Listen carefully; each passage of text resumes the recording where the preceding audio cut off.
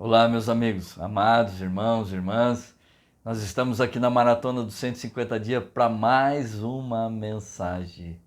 Eu não sei você, amados, mas a cada dia eu tenho me surpreendido com tudo que o Senhor tem feito.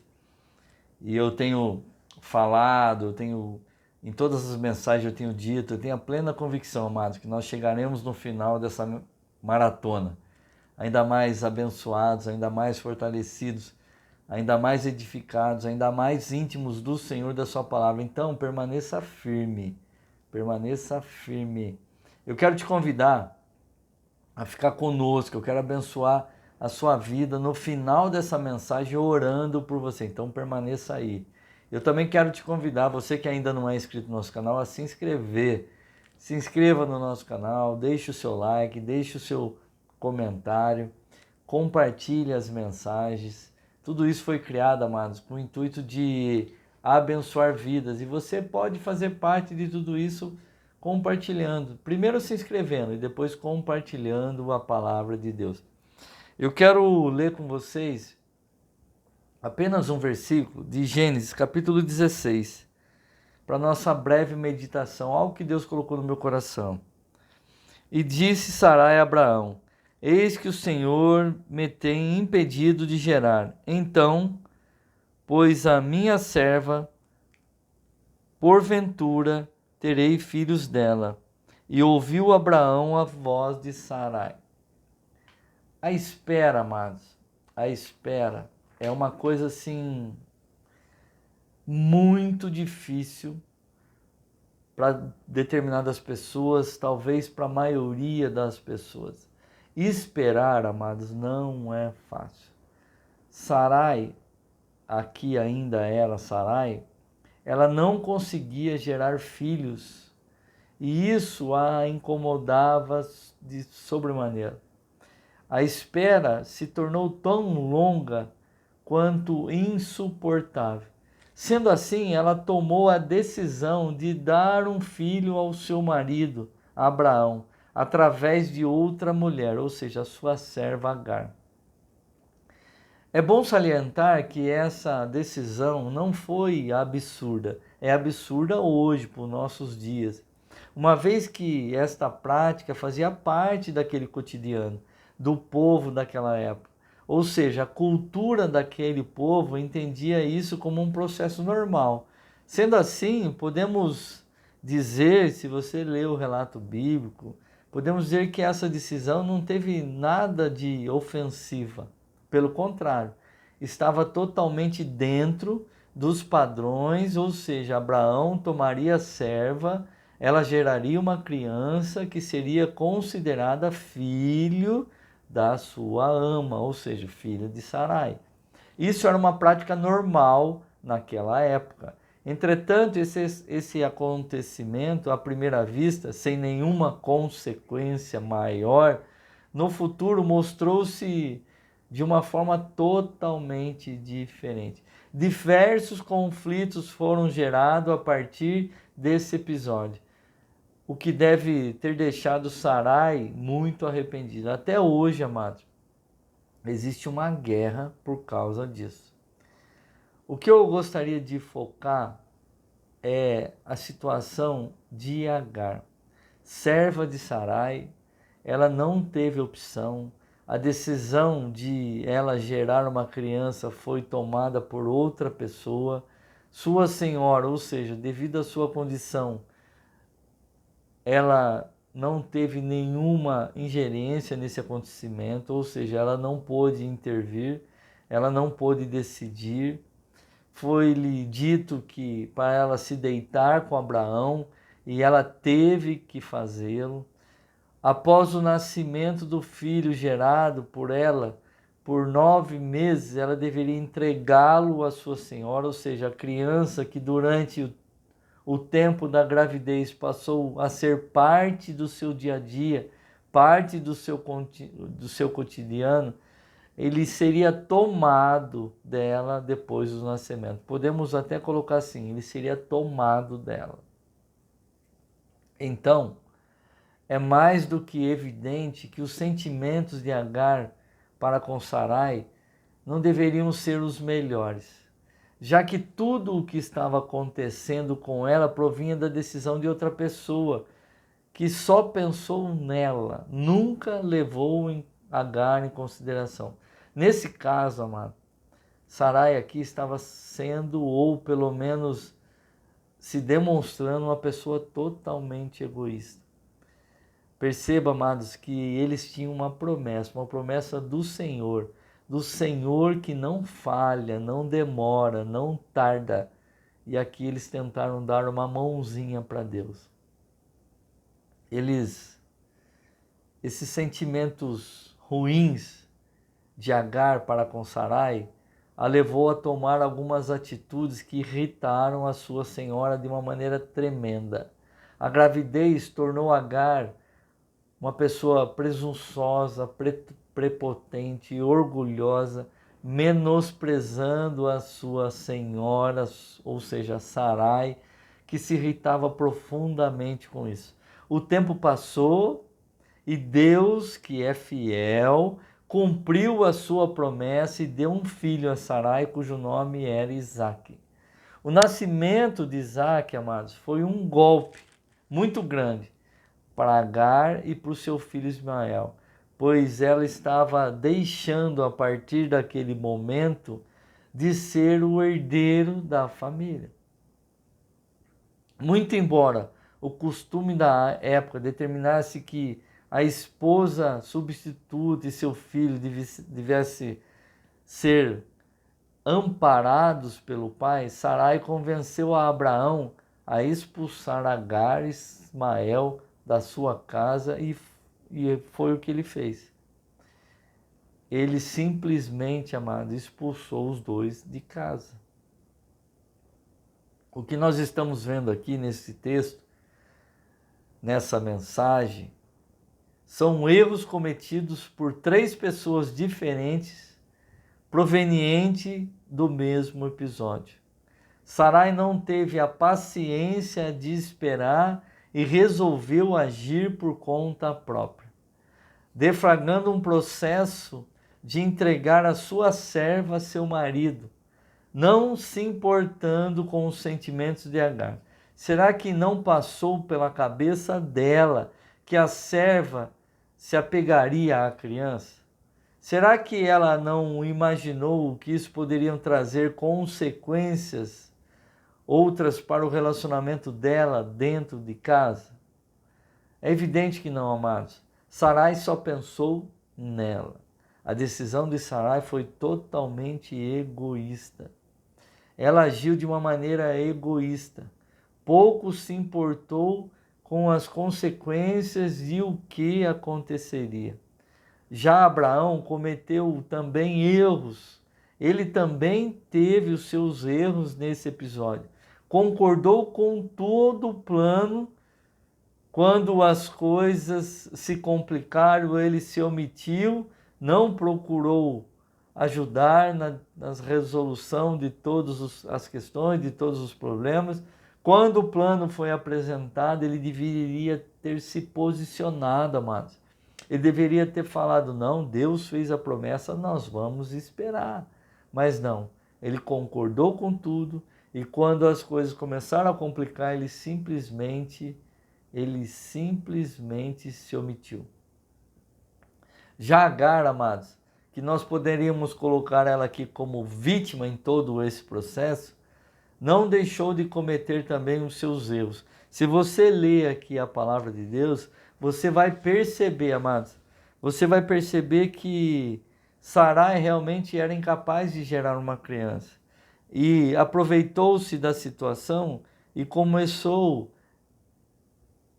Agar começou a afrontar a sua senhora, por causa do fato dela saber que ela não poderia gerar. Ela começou, de uma certa forma, a afrontar a sua senhora. É lógico que você que está comigo aqui nessa mensagem deve estar pensando que ela foi simplesmente violentada em seus princípios, não foi consultada em nada nessa história.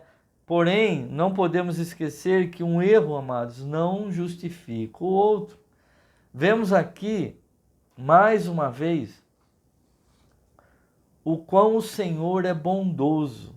Apesar de toda essa grande confusão, Sarai e Abraão, ainda assim, foram abençoados com um filho chamado Isaque. Ou seja, ela com 90 anos, ele com 100, respectivamente, eles conseguiram gerar uma criança, fruto da promessa feita por Deus e promessa essa cumprida.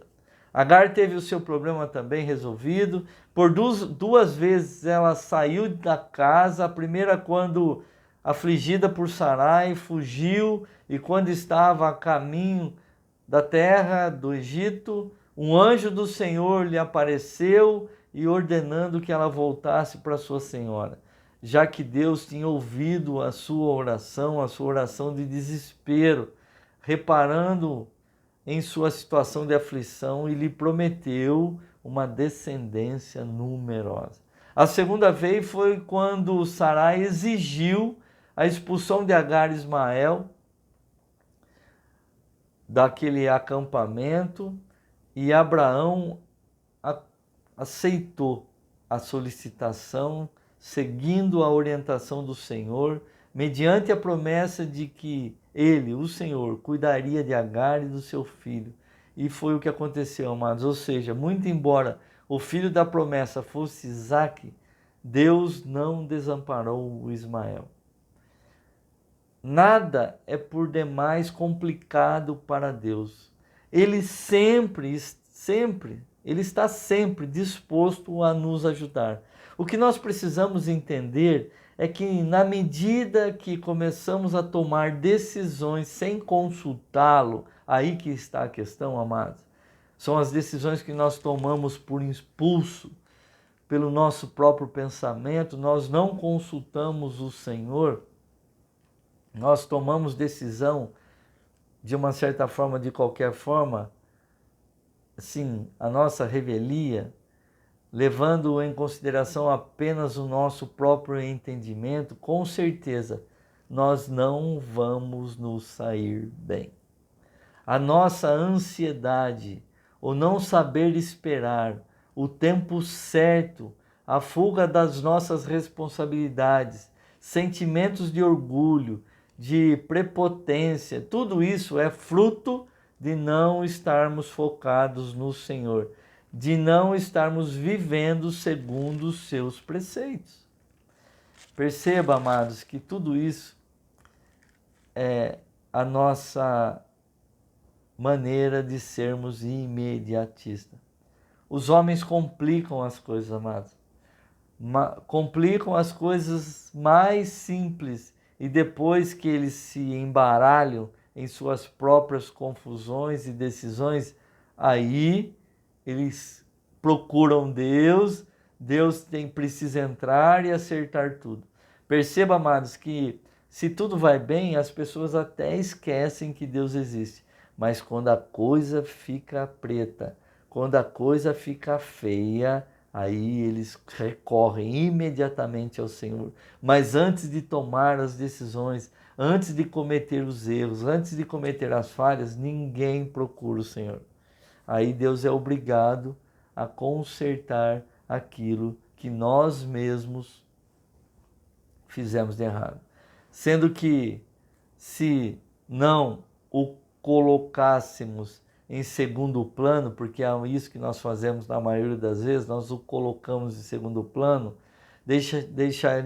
deixássemos que ele verdadeiramente praticasse de uma certa forma ou participasse das nossas decisões, perceba que tudo mudaria. Tudo que nós estamos fazendo, na verdade, o que nós temos que fazer, amados, é deixar Deus se tornar participante efetivo em todos os momentos da nossa vida. Das coisas mais simples, aquelas que entendemos mais importantes. Deus tem que participar de todas as nossas decisões, amados. Por mais simples que seja, ou aquelas mais complicadas. com certeza nós viveríamos de uma forma muito mais tranquila e muito melhor.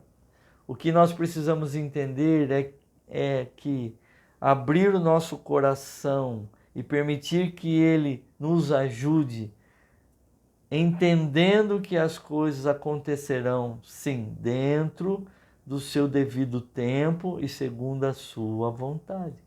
Perceba, amados, que tudo está na nossa decisão. Tudo está no modo como nós estamos inserindo ou deixando Deus entrar na nossa situação. A decisão que nós tomamos, deixando Deus se tornar participante, torna as nossas vidas mais tranquilas, mais leves, eu não diria mais fáceis, mas com certeza, amados, mais abençoadas, mais felizes e muito mais certas. O meu pedido hoje para Deus é para que Deus venha revelar isso ao seu coração, que você realmente o deixe ser um participante da sua vida por completo. É bem verdade, amados, que na maioria das vezes nós queremos que Deus participe daquilo que nós estamos meio que enrolado, aquilo que nós estamos tocando, do nosso jeito, da nossa maneira, nós não queremos ajuda. E isso é um erro. Isso é um erro. Nós temos que abrir a nossa casa e deixar Deus entrar em todas as áreas, em todos os cômodos. Não podemos deixar nada oculto do Senhor. Eu quero abençoar a sua vida orando por você. Pense nisso, amado.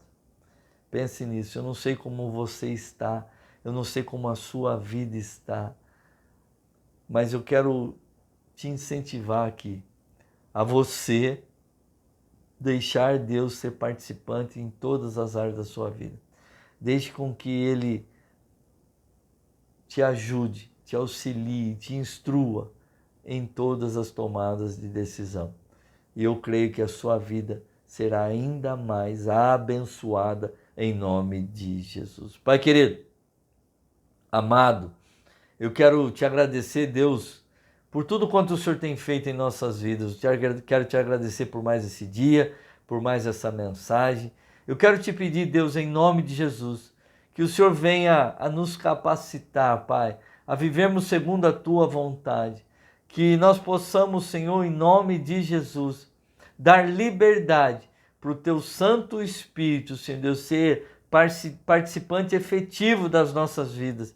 Que todas as nossas decisões, Senhor Deus, por mais simples que elas sejam, todas elas, Senhor Deus, sejam colocadas, Pai, no Teu altar. Que o Senhor nos auxilie, que o Senhor nos ajude, que o Senhor nos direcione, que o Senhor nos instrua, Pai, em cada uma das decisões.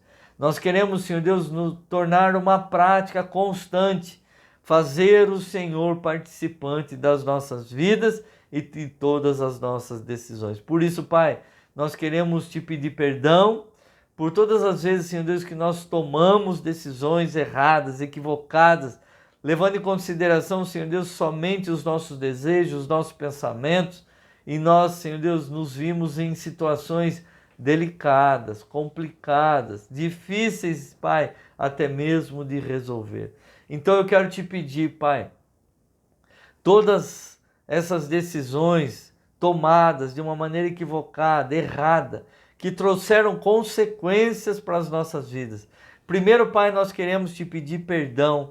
Perdão, Senhor Deus, por essa nossa falha, por esse nosso erro, por essa nossa conduta. E nós queremos, Senhor Deus, firmar aqui um compromisso com o Senhor de fazer com que o Senhor participe de todas as nossas decisões.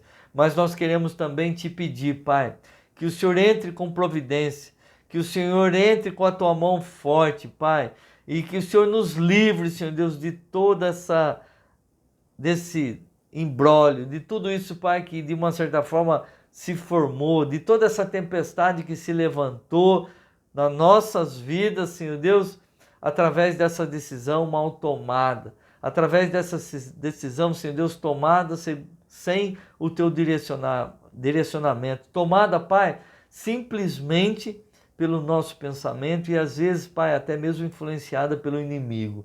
Pai, eu quero te pedir, entra com providência, entra com solução, que todo essa imbróglio, que todo esse mal, Pai, cesse agora na vida de todos, Pai, de todos os meus irmãos, de todos os meus amigos, de todas as minhas irmãs, na nossa vida, na nossa família, Pai, na vida de todos, Pai, que cesse agora em nome de Jesus. Eu sei, Pai, que o Senhor é o Deus que refaz todas as coisas. O Senhor não remenda nada, o Senhor quebra e faz de novo.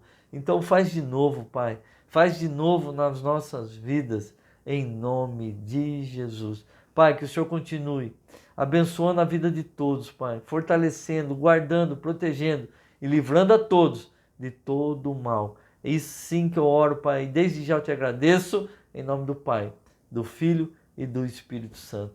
Amém, amém e amém. Beijo no seu coração, amados. Até a próxima, em nome de Jesus.